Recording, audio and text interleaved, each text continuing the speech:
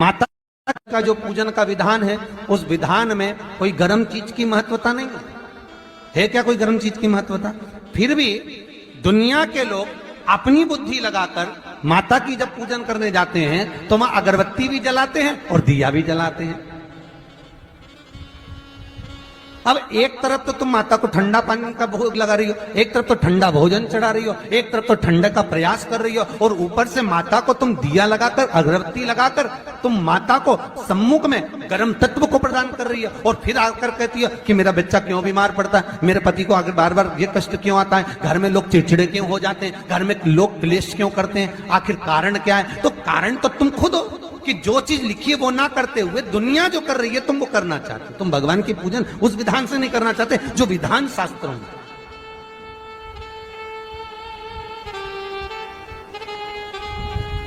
जो शास्त्रार्थ विधान कहता है।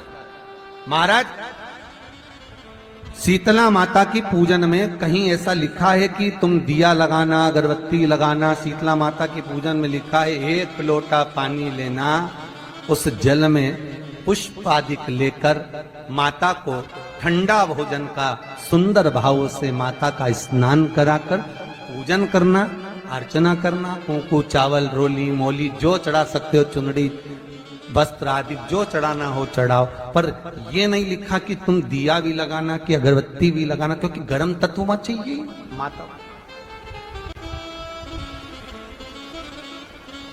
वो शीतल है, शीतला।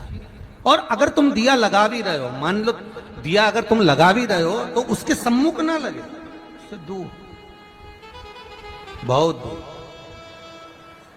ठंडे समय में, शीतल समय में शीतला माता ने यह नहीं किया कि रोटी बना के उठो और थाली लेके लाइन में लग जाओ। तुम देखना, शीतला माता की पूजन करने लोग जाते ना शीतला सप्तमी, शीतला अष्टमी पे, बस 11 बजे तक तो रोटी बनाती रहेगी, सामान बनाती रहेगी। 1-1.5 घंटा में ठंडा हुआ, 12:30 बजे उठ के सीधे लाइन में लग जाएगी, जल्दी से पूजन करके सो जाऊंगी, काम खत्म। शीतला माता ने भी सोच लिया, बस तूने मुझे बेवकूफ बनाया, अब रुक जा तू। 11 बजे तक भोजन बनाया, 10 बजे तक भोजन बनाया, 1 बजे रात को लाइन में लग गई पूजन करने के लिए। 1 बजे रात को न जाने किसने पहला दी कि 1 बजे रात को लग जाओ लाइन में, सुबह तक पूजन करके अपने घर आ जाओ, फिर आराम से आके सो जाओ। अब इतनी जल्दी क्या है भगवान के पूजन की? माँ की पूजन करने जा रहे हो, माता से लाड़ लड़ाने जा रहे हो, अपनी माता से अपने दिल की बात कहने के लिए जा रहे हो, अपने स्नेह की बात कहने के लिए जा रहे हो, तो धीरे धीरे प्रेमवश आनंद से माता की आराधना शीतल समय में, ठंडे समय में। ठंडे समय का मतलब है भीतर से ठंडे होकर, अपने भीतर से ठंडे होकर। अब अपने भीतर तो ठंडाई है ही नहीं ना, जल्दी जल्दी चलो, और आदि बहुत पतली खुशी है, और ये कितना बड़ा कपड़ा थाली पे ढाक ढुका के लाइन में खड़ी है शीतला माता। शीतला माता, या हाथ में लोटा या हाथ में थाली, और इतनी देर में पड़ोसन निकल के बाजू में से जा रही थी और लोटा थोड़ा सा ढुल गया। अब यहां शीतला माता की पूजन करनी आई और ये हो गई चंद्र घंटा। लोटा जरा सा ही पानी का झलका, देख के नहीं चल सकती। ठंडा भोजन हाथ में, लोटा ठंडा पानी का, और अंदर अग्नि। शीतला माता भी कह रही इसको अजान दो पहले, इसको क्या मतलब? भीतर से शीतल होइए, भीतर से ठंडे होइए। चित्त, वृत्ति, मन जब भीतर से शीतल होगा, ठंडा होगा, तो मेरी शीतला माता, तुमने पूजन करा ना करा, मेरी शीतला माता प्रसन्न हो जाएगी। बस भीष्म भूमि पर गिरा, और भूमि पर गिरने के कारण उससे एक वृक्ष उत्पन्न हुआ जो नीम का वृक्ष कहलाता, नेवाड़ी का वृक्ष कहलाता।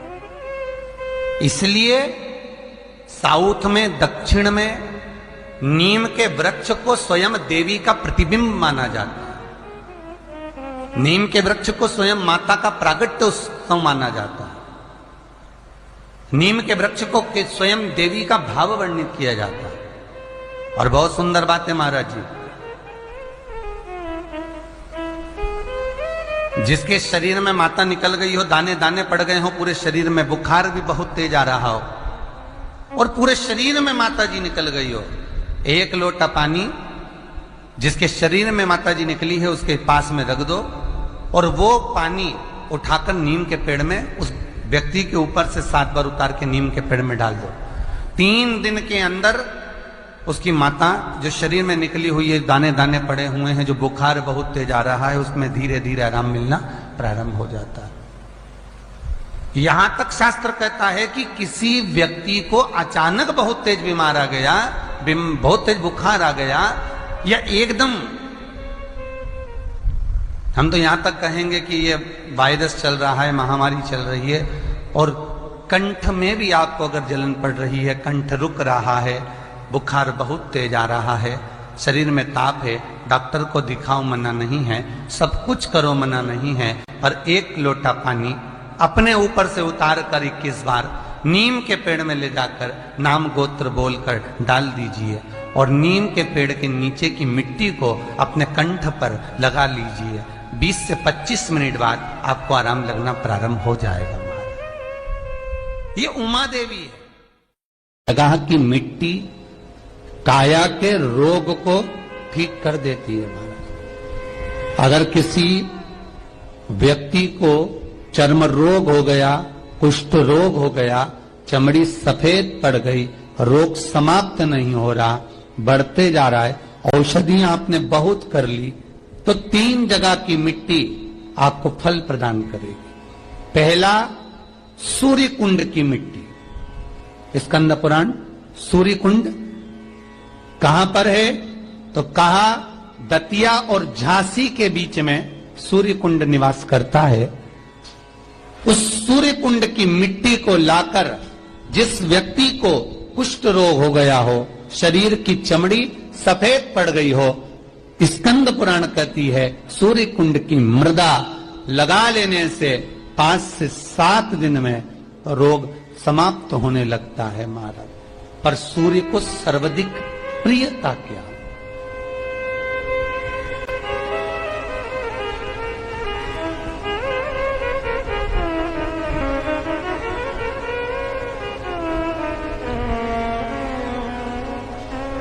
सर्वाधिक प्रियता सूर्य को क्या? क्योंकि सूर्य तपता है, तो उस तपन को मिटाने के लिए सूर्य देवता के शरीर पर गाय का घृत मला जाता। जैसे शनि को तेल लगाया जाता है, सूर्य को घृत मला जाता। इसलिए सूर्य कुंड का एक नियम है कि सूर्य कुंड पर से अगर हम मिट्टी लेकर आते हैं, शरीर पर लगाने के बाद जब शरीर का चर्म रोग समाप्त हो जाए, सफेद चमड़ी अपने वापिस रंग में आ जाए, तब आप जितनी कामना कर कर आते हैं उतना घी उस सूर्य कुंड के पास में डालना पड़ता है। 1 किलो, 2 किलो, आधा किलो, 250 ग्राम, 25 ग्राम, 50 ग्राम, जो आपने कामना करी है उतना चढ़ाना पड़ता। पर वो घी गाय का होना चाहिए और उस घी का प्रयोग कोई नहीं कर सकता। इसलिए आज भी स्कंद पुराण में तो केवल सूर्य कुंड का वर्णन है, घृत का वर्णन है, पर स्थान आज भी झांसी और दतिया के बीच में जो सूर्य कुंड विराजमान है, आज भी वहां पर कुंड के पास में एक घी का कुआं है जिसमें घी डाला जाता है, पर उस घी का प्रयोग कोई दुनिया का व्यक्ति नहीं कर सकता। जो करता है वो शरीर में फपोले पड़ जाते हैं और बाद में सड़कर मर जाता है।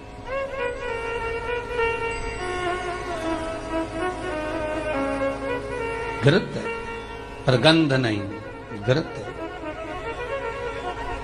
3 जगह की मृदा जीव को सुख का अनुभव कराती है। पहला सूर्य कुंड महाराज। दूसरा वर्णन करा है, जिस स्थान पर गौ माता को बांधा गया हो और गाय अपने बछड़े को, बछिया को जन्म देती हो, उस स्थान पर उसकी मिट्टी, उसकी मृदा, उस जगह की रज जब मकान का मुहूर्त होता है, दुकान खोली जाती है, दुकान बनाई जाती है, दुकान में कोई अग्नि का प्रवेश हो, उससे पहले जहां पर गाय ने अपने बछड़े को जन्म दिया हो, बच्चे को जन्म दिया हो, उस स्थान की मिट्टी उस भूमि पर लेपन कर दी जाए तो जिंदगी में कभी संपदा की कमी नहीं हो सकती महाराज। ये दूसरी मृदा स्कंद पुराण वर्णन करती है, धेनु मानस वर्णन करती दूसरी मृदा।